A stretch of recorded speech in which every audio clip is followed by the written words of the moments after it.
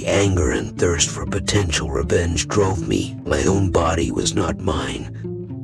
When my father was struggling to cope, he drowned his pain in alcohol and drugs. He had no patience for disobedience, so I gave him no trouble. While he wasn't a sadist, he couldn't control his anger or his own demons. Trauma is a gift from the devil, a poison handed down almost without thought. Should I be grateful for a gift that was forced on me? Are you disgusted by me? Does my presence make you uncomfortable? Good. Comfort is something the ignorant always take for granted. Consider this a gift from me, my friends.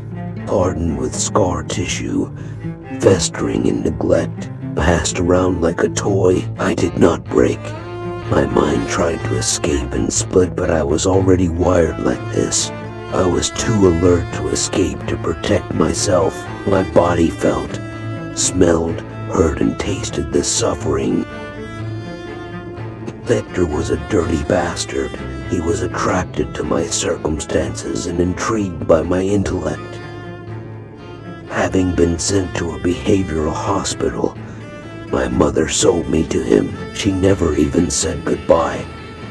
As a result of her insecurities, my mother required constant attention. She was involved in the seedy underbelly of the network. She allowed me to be abused by these sadists. Once, I set one of them on fire. Sleep came easily to him, which disgusted me. My anger overwhelmed me. I desired for him to suffer. My desire was to watch him die.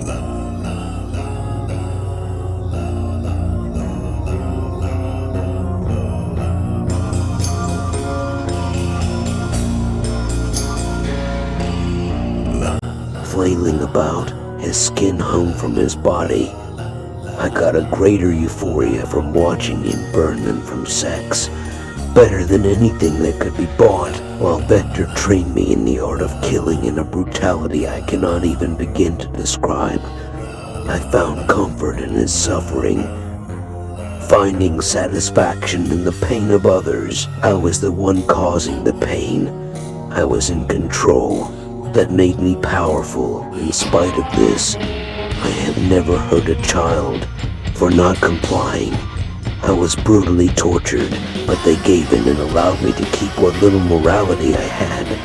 It's not a lot, but it's something I couldn't let them take from me, even if that meant death. I am a monster, but there are worse men, and I want revenge. With your help, I'll watch them burn. I'll explain.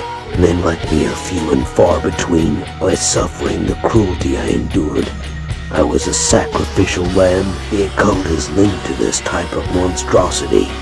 Sacrifice and blood to summon things beyond this world. Only very few executioners have the ability to create the cards for the Red Gang.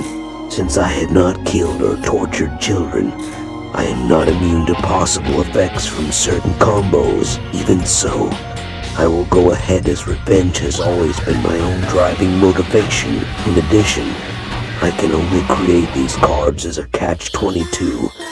Only people who haven't shed blood of others can summon these effects. What better way to do this than to go on social media? 2 years ago, I left the network, and I bought Rapture for this game. Rapture was an essential offering. Her resemblance to this actress in a movie I saw as a boy before being sent away initially drew me to her. She was among several girls on the list. That's why I chose her.